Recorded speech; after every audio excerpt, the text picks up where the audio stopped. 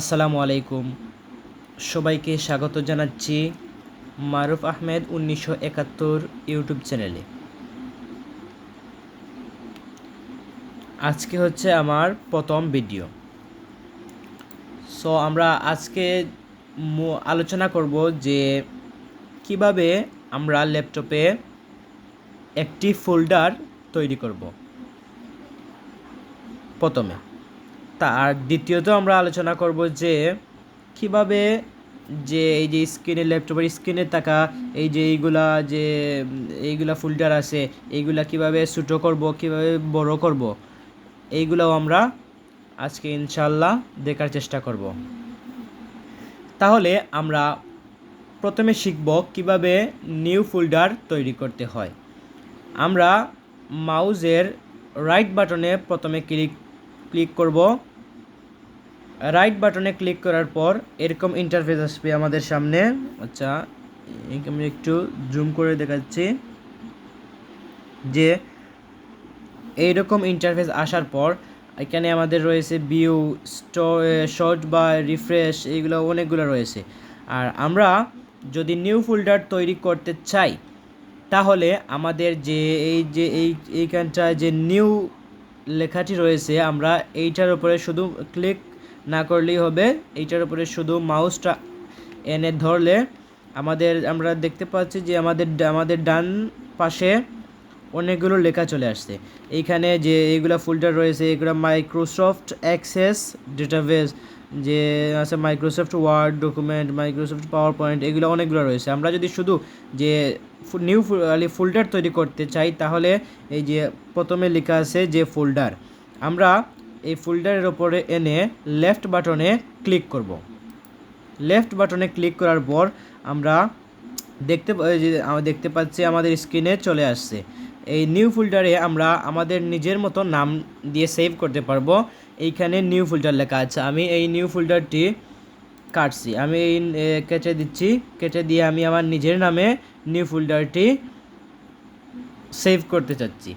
তাহলে আমরা এই যে নিউ ফোল্ডার রয়েছে, আমরা এইখান থেকে এনের আগে থেকে এইখান থেকে ধরে ফোল্ডারের শেষ পর্যন্ত এখান ধরে তারপর আমরা এইটাকে কেটে দেব। কেটে দেওয়ার পর আমরা টাইপ করব যে আমাদের নিজের নামের, বা যদি আমরা কোনো কিছু দিয়ে সেভ করতে চাই তাহলে সেই নামটি এইখানে লিখব। আমি দিচ্ছি সাধারণত আমার নিজের নাম।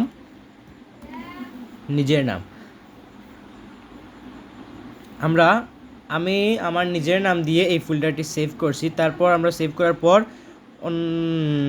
করার পর অন্য স্থানে এসে দুইটা ক্লিক করলে আমাদের ফোল্ডারটি তৈরি হয়ে যাবে। এই যে দেখছি আমরা কত সুন্দর একটি ফোল্ডার আমাদের সামনে তৈরি হয়েছে।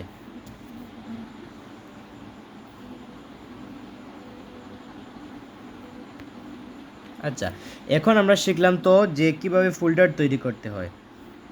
ওকে, তাহলে আমাদের ফোল্ডার তৈরি করা হয়ে গেলে আমরা এইখানে ডবল ক্লিক করব। ডবল ক্লিকের পর আমরা এইটাকে এইখান থেকে অন্য জায়গায় যদি সরাতে চাই তাহলে সরাতে পারবো। আবার এইটাকে যদি আমরা এই মধ্যখানে আনতে চাই তাহলে আনতে পারবো। আমরা স্ক্রিনের সৌন্দর্যের জন্য আমরা এটাকে এই লাইনের মধ্যে ঢুকিয়ে দেব। ওকে, তাহলে এখন আমরা যে কিভাবে যে স্ক্রিনে থাকা ফোল্ডারগুলো ছোটো হয়, বড় হয়, এবং আমরা কিভাবে যে পার্সোনাল করে রাখতে পারবো, কেউ আমাদের এই ফোল্ডারগুলোকে দেখতে পারবে না, সেটা আমরা কিভাবে করব। আচ্ছা, সবার প্রথমে আমরা যে স্ক্রিনে থাকা ফোল্ডারগুলোকে আমরা কিভাবে ছোটো করব এবং বড় করব।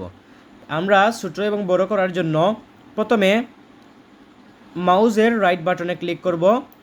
রাইট বাটনে ক্লিক করার পর এইরকম একটা ইন্টারফেস আসবে।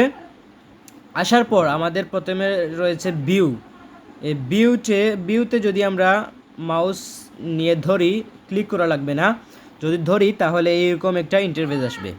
আসার পর যে আমরা দেখতে পাচ্ছি এখানে large icons, medium icons, small icons. Okay, আমরা যদি চাই লার্জ আইকনসতে ক্লিক করতে তাহলে এইগুলা বড় বড় হবে। এই দেখুন।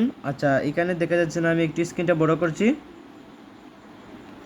এই যে আমরা দেখতে পাচ্ছি যে প্রথমে আমরা ভিউতে আসব, ভিউতে প্রথমে আমরা ভিউতে আসব, ভিউতে আসার পর এখানে আমরা ক্লিক করা লাগবে না, অটোমেটিক যদি আমরা মাউসটাকে এখানে আনি তাহলে চলে আসবে।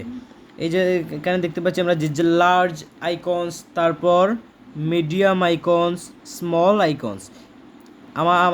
আমার স্ক্রিনে মিডিয়াম আইকনসটি আমি দিয়ে রাখছি। যদি আমরা দিতে চাই তাহলে লার্জ আইকনস মানে অনেক বড় বড় হবে, তাহলে আমরা লার্জ আইকনসে ক্লিক করলে আমরা দেখতে পাবো যে আমাদের এইখানে আমরা দেখতে পাচ্ছি এইখানে আমাদের সব ফোল্ডারগুলা বড় বড় হয়ে যাচ্ছে। দেখতে পাচ্ছি সব ফোল্ডারগুলা এখানে বড় বড় হয়ে যাচ্ছে। আর যদি আমরা আবার যদি সেমভাবে যদি আমরা ছোটো করতে চাই, মিডিয়াম নয় একবারে ছোটো যদি করতে চাই, তাহলে সেমভাবে আমরা কি করব যে রাইট বাটনে, মাউসের রাইট বাটনে ক্লিক করব।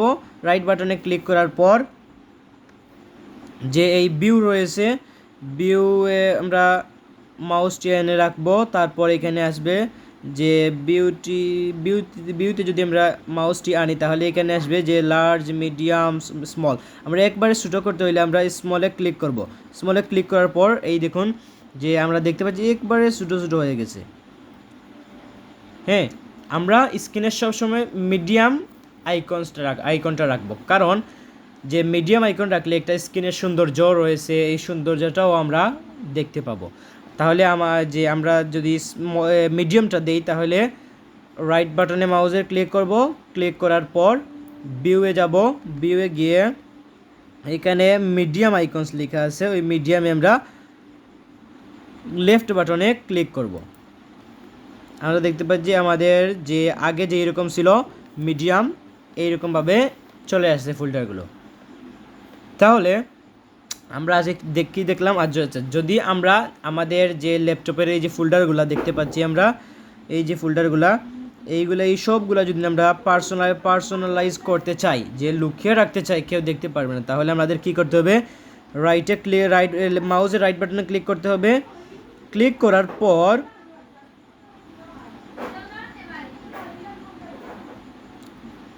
করার পর আমরা এইখানে